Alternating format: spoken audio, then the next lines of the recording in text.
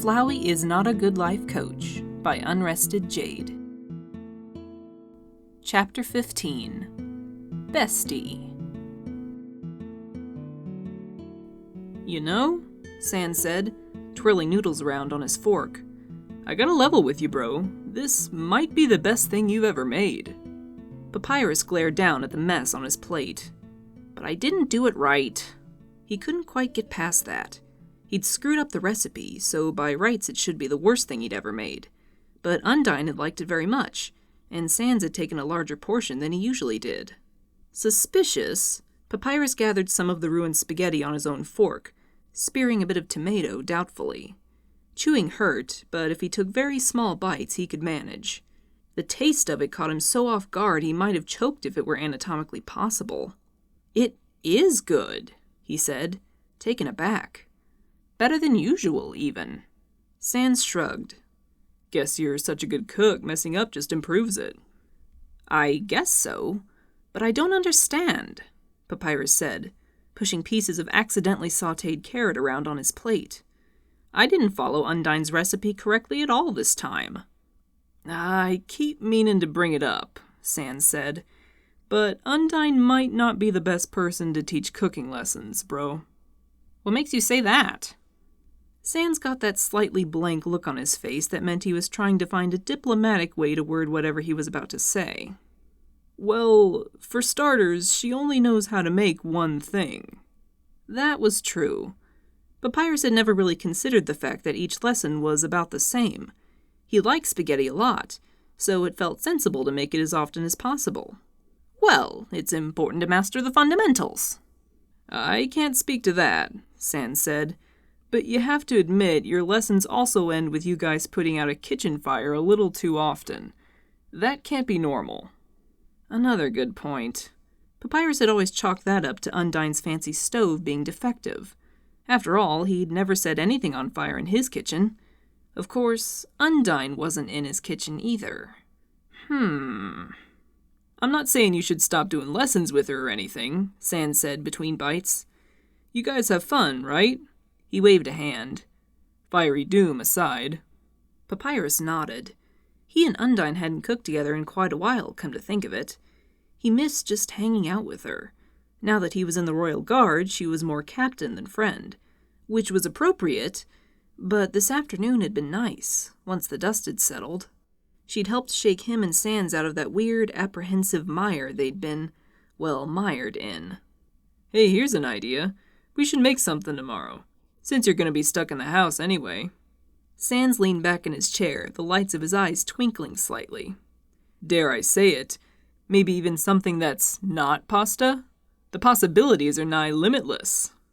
He made an expansive gesture that threatened to overbalance him, but he caught himself. That actually sounded like fun, especially when it was so rare that Sans wanted to do much of anything. That was even better than normal, even now that normal had been elevated to the level of an unattainable ideal. How could he say no?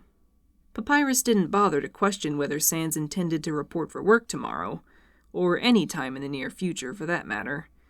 He found he didn't much care. Undyne would understand, if she even noticed Sans' absence. As long as it's not one of those awful sugary quiches, Papyrus said. Sans chuckled, and blinked as though slightly surprised at himself. It wasn't a quiche, bro, and you didn't even try it. You would have liked it if you tried it. That was unlikely, but Papyrus wasn't going to say so. I know you're gonna go stir-crazy in here while you're climbing Mount Paper, but this might be kinda... Sans' grin slipped as he trailed off. All four legs of the chair rested on the floor again. Listen, he said, about today with Undyne. Don't tell her about all that stuff, okay? I won't, Papyrus said. He frowned, feeling the awkwardness creeping back in like a curtain drawing close between them. I'm not going to throw you under the bus just because I feel guilty. And he did feel guilty. Undyne had tried to play it off as a minor offense, but he could tell he'd cut her, colluding with his brother to lie to her face like that. He was hiding things on multiple levels now. It was getting complicated, and the more complicated it got, the more likely it was that he'd make a mistake. He pushed his plate away. He wasn't hungry anymore. I don't care about that. If Undyne has a bone to pick with me, I've got 200 of them she can choose from. He paused out of habit, but kept on when the groan never happened. To be honest, I don't care what she thinks of me. I just don't want you to lose this job. Was Sans, of all people, telling Papyrus not to quit? That felt weird. I'm not sure what you mean, he said. He stood collecting their plates. Sans followed him into the kitchen. I'm just saying, Sans said, leaning against the counter while Papyrus put the leftovers away. Quitting won't fix anything. It might feel good for a few days to not have that obligation hanging over you, but after that wears off, you'll feel even worse. I know you. You're not wired for unemployment, bro. Papyrus sighed, focusing his attention on finding a free spot in the fridge for the container. I just don't know if this is a good idea anymore, he said. I have to consider everyone around me, not just what I want. He didn't know what he wanted anymore. Or he knew he couldn't have what he wanted. Nothing could make all of this unhappen. He couldn't go back to the life he'd had before. You'll still exist, with or without a job, Sans said, quietly. Papyrus looked up to find him hunched over slightly, arms wrapped around himself. God, I hope this shit doesn't run in the family or something, he muttered. What runs in the family? Papyrus said, belatedly realizing he was still holding the fridge door open. He shut it. Nothing. Sans flinched under Papyrus's sharp glare. I mean, he said, you know, he gestured at his own head. The bad brain, stuff. What did Sans mean by...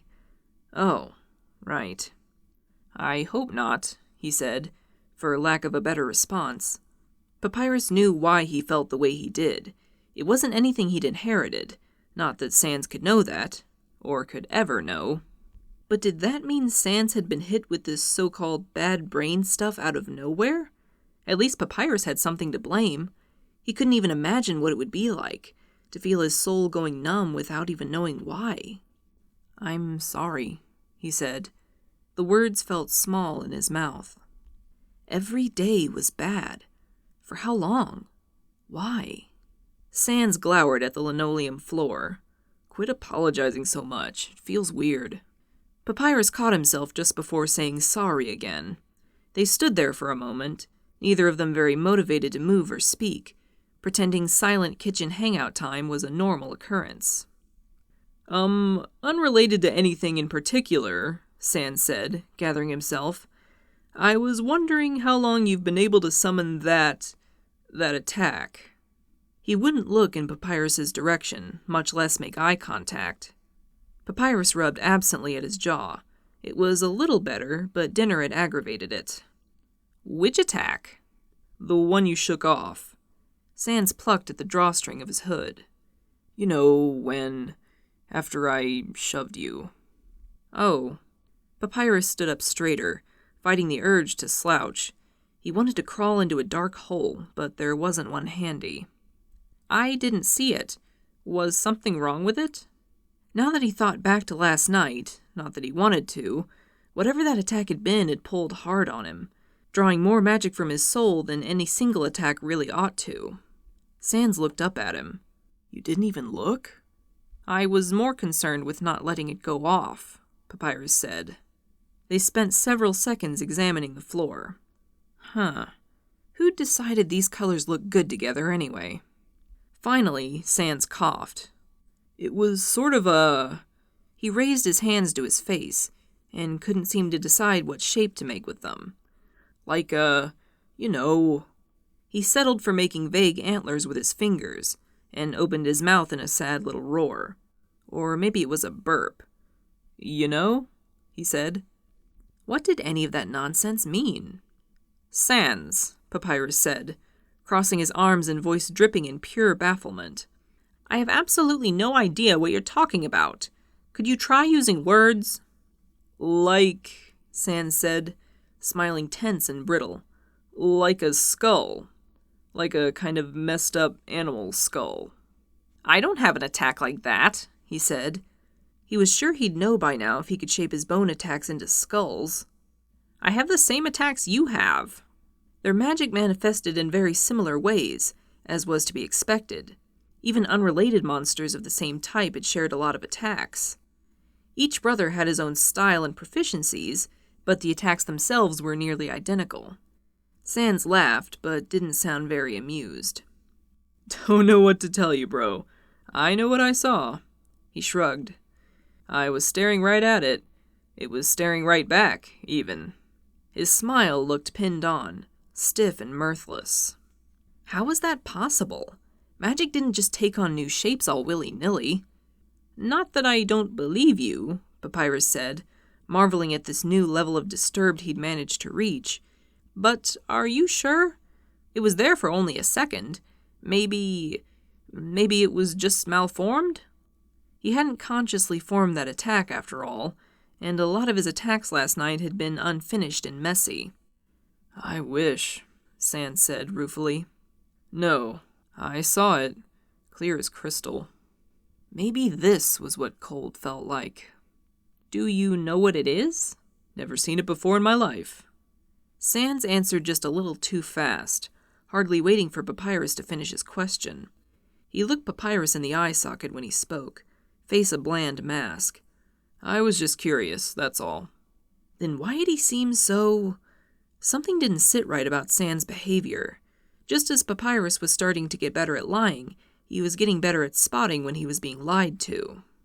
"It hasn't even been 1 day," Papyrus said, unable to keep the bitterness from creeping into his voice. He'd thought they were on the same team again. This was beyond exhausting. "Can't we just skip all this for now?" Sans sighed. "Right," he said. "Maybe this isn't a good time." The echo of Papyrus's own weak excuse slipped between his ribs like a knife, intentional or not. "I think," Papyrus said, after a long, uncomfortable pause, "I think I'm going to bed. I'm tired." Sans nodded. Papyrus passed the rest of the evening in his room trying to rest. He chatted intermittently with Alphys about inconsequential things. Undine had made it back, apparently, and was sleeping after the requisite admonishment about sneaking out. Papyrus couldn't picture the soft-spoken reptile really scolding anyone, but the idea of worrying her was probably enough. Undine put all into her friendships, and she and Alphys were good friends. He knew nothing about the human TV show Alphys was talking about right now, but it was a distraction, and that was all he was after. She could probably tell that he was just agreeing with her criticisms without really comprehending what she was saying, but she didn't call him out on it. She was very nice. When the time came, he messaged her to say he was going to bed and shut down his computer. The house was quiet, not that Sans was ever all that loud. Papyrus cracked the door, peering out into the dark. The TV and all the lights were off. He couldn't hear any signs of movement. Quietly, he crept down the hall to Sans' door and listened. Silence. No light under the door.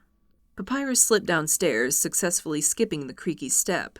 He shut the front door behind him carefully, with only the soft click of the latch to give him away, if anyone had been awake to hear it. The night air was cold and still, but of course it didn't bother him. There were never many people about at this time. Snowdon didn't have much of a nightlife to speak of, and everyone was either at home or at Grilby's.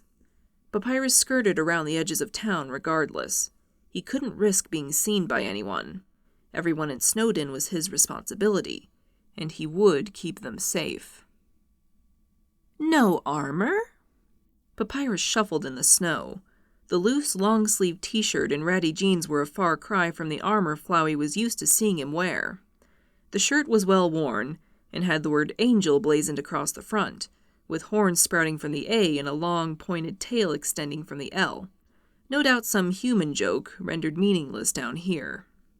"I'm off patrol for a while," Papyrus said, hugging himself through the chill that couldn't be affecting him. It'd look strange to wear it.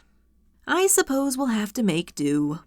Flowey could always reload if something happened, although he didn't anticipate that being necessary. Papyrus's defenses had improved immensely. It was his offense that needed work now. He still wasn't aggressive enough.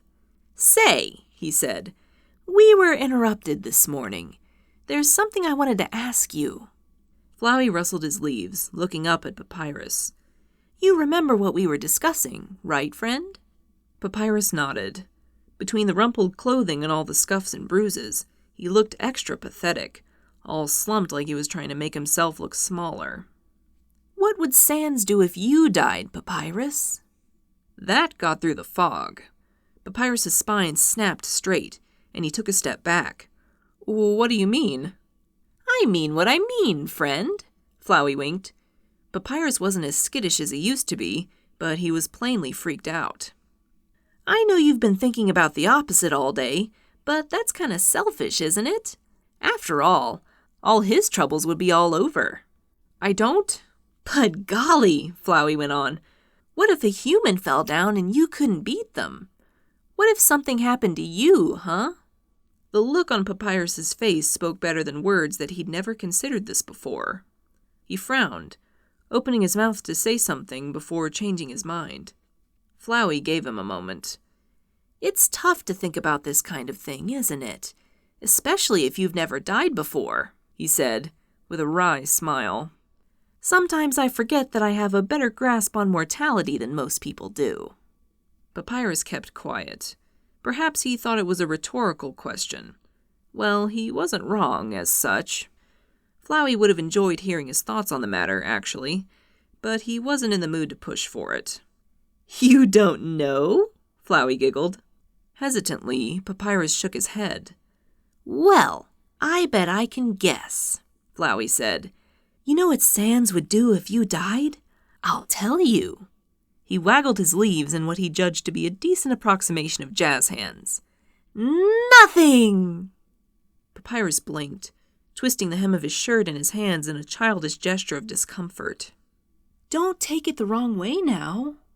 He didn't need or want to listen to Papyrus defend his worthless brother. I don't mean he wouldn't be sad. I just mean that he'd do nothing. Flowey did a little dance on his stem to amuse himself. He wouldn't go to work, wouldn't leave the house, wouldn't clean or cook or take care of himself. Gee, Papyrus was quiet tonight. He just stood there listening, staring in Flowey's direction without quite focusing on him. Flowey went on with his list. It was fun to say out loud, had sort of a rhythm to it. He wouldn't talk to anybody or answer the phone or the door or anything. He'd stop trying and stop caring about anything at all. He'd just stop. And he wouldn't ever start again. It was funny because it was true. That's why you shouldn't pin your happiness on another person, he said. Because when they're gone, you're left all alone forever, and you have to deal with it. Or not, he shrugged. Just as Flowey was starting to get annoyed by Papyrus's silence, the skeleton piped up. Why do you say things like this? You know I'm right, don't you? You do. Papyrus gave him a wounded look. He nodded slowly. Flowey grinned. That's right! You're the only reason he even gets out of bed. It's unhealthy if you ask me, he said, but I guess I'm not in a position to judge. Papyrus looked dangerously close to tears. He was so emotional. Aw, don't be a crybaby, Papyrus, Flowey said, gently scolding. I'm only trying to motivate you. This is why you need to keep getting stronger, right? Papyrus nodded, sniffling. I'm not going to attack you this time, friend. We're going to try something new. Now he would find out just how well Papyrus could follow directions. I want you to attack me with everything you've got, okay? I won't counterattack or anything, so it'll be easy. I can't do that, Papyrus said, without much conviction. Flowey sighed. Of course you can, Papyrus. You know I can take it, and I don't really feel anything anyway. He blinked up at Papyrus, frowning. You want to get control of your magic again, don't you? Papyrus rubbed at his hurt arm. Yes, of course, he said. I don't know how beating you up is supposed to help. Gosh, he could be a dummy sometimes. Because, silly goose, Flowey said, patiently. Up until now, you've been reacting to me attacking you, right? Defending yourself. If you're just reacting to things, you're not really in control, are you? So you gotta start making decisions again. That's the way I see it. Do I have to? Flowey rolled his eyes. Well, that was better than an outright refusal, at least. You know the answer to that one, Papyrus. He smiled, showing teeth. Remember, I'm the one who says when we stop, and you should probably start before I lose my patience. Like a light switch being flicked on, the familiar will-o-wisp fire caught alight in Papyrus's hands. Rather than having to muster it, it seems the skeleton had been spending effort to keep it in check. Perhaps last night's light show had bled off enough pressure that Papyrus had bought himself time to regain some measure of control, though how much and for how long remained to be seen. As amusing as that little meltdown had been, Flowey was pleased that Papyrus was adapting so quickly. Maybe he wouldn't be one of those monsters who broke into a million pieces. So far, everything they were doing was simply the crucible to make him stronger, tempering him. Flowey felt a facsimile of pride as the first wave of attacks hit him. He was pretty good at this whole coaching business. Papyrus was getting better at doing what he was told. Grim misery etched on his face, he nonetheless ran through each of his attacks, progressing in strength and complexity. Without having to split his attention or dive around the clearing, he could focus on his attack patterns fully, and it showed. As the session wore on, Papyrus's grimace faded into a look of detached concentration. Flowey's leaves hung in tatters from an equally damaged stem, and several petals lay scattered in the snow. He hadn't bothered to expose more of his form than the top couple of feet, which left him a rather small target to hit, but Papyrus was doing well. He lay staring at the ceiling for a moment, knocked over by a strong wave of bones. Straightening up, Flowey couldn't help giggling. One of his teeth had been knocked loose. He rolled it around in his mouth and spat it into the snow like a dart. This, at last, made Papyrus pause. The wave sliding toward Flowey halted when he raised his hand, but it didn't dissipate. For a few seconds, he didn't say anything, just looked at Flowey with that closed-off expression. "Problem?" Flowey asked, testing out his new gap-toothed grin. "You're doing a good job, Papyrus." Papyrus frowned, brows knitted. "If you are who you say you are," he said, "I don't understand. Why are you doing this?" The bone waves rolled back and forth slowly, huge pendulums stirring up the snow. Flowey raised a ruined leaf to his ruined petals, patting them thoughtfully. That wasn't a question born of panic. It was genuine confusion and interest. "I guess I did say I'd tell you, huh?" He smiled. "Because you're my friend, Papyrus," he said. "I like you. You're my favorite." "That's not much of a reason," Papyrus said. The waves undulated from side to side, ready to continue on their course at a moment's notice. "I disagree. It's the best reason." Flowey extended a single vine to pick up his discarded tooth. He held it up, examining it. It was sharp and pollen yellow. "I don't want you to be a victim," he said. "I want you to be stronger than I was, and get the ending I should have gotten." He wanted to see that ending. He'd never seen an outcome like that, where Papyrus triumphed. It would be a good ending, satisfying. For a time, anyway, and that was all Flowey could ever hope for. He'd seen Papyrus reap the rewards for his naivety so many times that Flowey was thoroughly bored with the entire concept. No. Killing Papyrus, no matter how drawn out or creative the process, was passé. Even the most outrageous things Flowey could think to inflict beforehand resulted in only a minor blip of momentary interest. At a certain point, it was just too much work for too little payoff, when every death boiled down to the same intersection of misdirected mercy, blind faith, and the literal fatal flaw of having more compassion than sense. The same exhortation to do better in the future, to be kinder, even as the soft-hearted idiot crumbled into dust. Any hint of transgression or guilty pleasure, as though he could feel either guilt or pleasure, had long since faded out into the flat gray of repetition.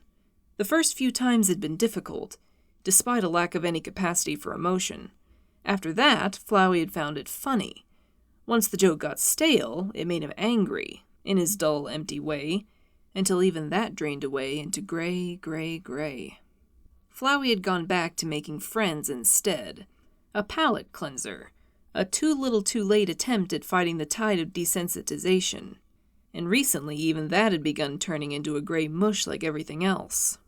But seeing Papyrus, dopey, lovable, harmless Papyrus, become something different, something sharp-edged and strong and cool, someone who could kill rather than meekly be killed, Flowey hadn't seen that yet. He wanted to see something new. It would be almost like feeling. And Papyrus was still his favorite toy, boredom aside. His favorite was still maintaining that attack, his bones suspended but ready to rush onward as soon as Papyrus let the leash slip. "I don't understand," Papyrus said. "One day you will," Flowey said. "I don't think I could explain it fully if I wanted to. And I don't really want to, Papyrus. I want you to trust your best friend." An odd look passed over Papyrus's face at that, like he'd mistaken vinegar for water. It was gone in a second. Flowey giggled. There'd been a time not long ago when Papyrus would have wept tears of joy to hear that anyone considered themselves his best friend. "You may proceed, friend." With a defeated sigh, Papyrus lowered his hand, and the bones lurched into motion again. It took longer than usual for Papyrus to reach the point of exhaustion. Not surprising, considering he was standing still and not taking any damage himself. He spent the last half hour or so sitting in the snow while he directed increasingly slapdash attacks. At last, with a final clumsy tumble of bones that collapsed long before they could do any damage, Papyrus stopped. Flowey watched the skeleton shaking in the snow with his one usable eye, wondering if Papyrus were truly spent. Well, he had said he wouldn't attack tonight. He supposed he could save that for another time. "You did very well, Papyrus," he said, with a smile that had a few gaps in it. "That wasn't so bad, was it? Can I go now?" "Aww." Flowey's face fell. "You don't have to leave just because practice is over." What was Papyrus's hurry to get back to his stupid house that was hard to see the inside of anyway? As if he wasn't going to spend enough time in there. "We can hang out for a little while, huh? Like we used to. You should take a break before you walk back to town." Papyrus drew his knees up to his chest, wrapping his arms around his legs. He didn't argue, just sat and sulked. Minutes ticked by. Flowey made a design on the ground with his lost teeth and petals. "So," he said brightly, "did you do anything fun today?" "No." Flowey frowned, to his own surprise. He hadn't heard Papyrus chatter about his daily life since he'd started their training regimen, and he was finding that he missed it. Forcing Papyrus to talk wouldn't be the same. Well, this was just more novelty in the end. That was the point of the whole run. And this newfound reticence made Papyrus seem more mysterious, and mystery was one thing that was always in very short supply. He couldn't complain, really. "If you ask me a question," Flowey said, "and I like the question, then I'll let you go home. Does that sound fair, friend?" Papyrus seemed to mull the offer over for a moment, arms folded over his knees, glaring at nothing. After his deliberations were over, he said, "What was the surface like?" That wasn't the sort of question Flowey had been expecting. He laughed. Papyrus could always surprise him. "I was only up there for a few hours," he said, shrugging. A handful of leaves fell to the ground. "And it wasn't exactly a pleasant nature hike." He'd carried his sibling's body back to their village, back to those damned flowers. A human soul had blazed in him like a star, like a nuclear reactor. Grief and wonder and fear had kaleidoscoped through and around him, and then he had died alone. How had he ever been so full, to be so empty now? "I've only ever seen pictures," Papyrus said, his glare softening. "In magazines and things." Flowey didn't think about the surface very often. It was pointless. Most monsters were somewhat obsessed with it, but then the underground was a small world after all. "It's really open," he said. "The air feels different, and there's no walls or ceilings. It's scary at first. You feel exposed and small." He couldn't feel that kind of fear now, but he remembered. Slowly, Papyrus relaxed, propping himself up on his hands, stretching his legs out into the snow. "It looks pretty in pictures," he said. It is pretty, Flowey conceded. The sky was hard to describe, he was finding. It had been so long ago, but he remembered staring at the sunset utterly transfixed. He had already been crying, but seeing a sight like that, knowing that this was the world his sibling, his best friend, had lost, would never have again, that they couldn't share in this beauty, had made him cry a whole lot harder. He remembered sitting in the soft grass, his sibling's cool, still body cradled in his arms. He'd been unable to think, unable to process the magnitude of this world's cruelty, howling agony as the sun receded beneath the horizon, taking the light away. Until the soul prodded and seared and burned him back into motion, back to his task, or perhaps it had just been hurting too. Flowey giggled, shook himself free of the memory. It's super pretty, obviously.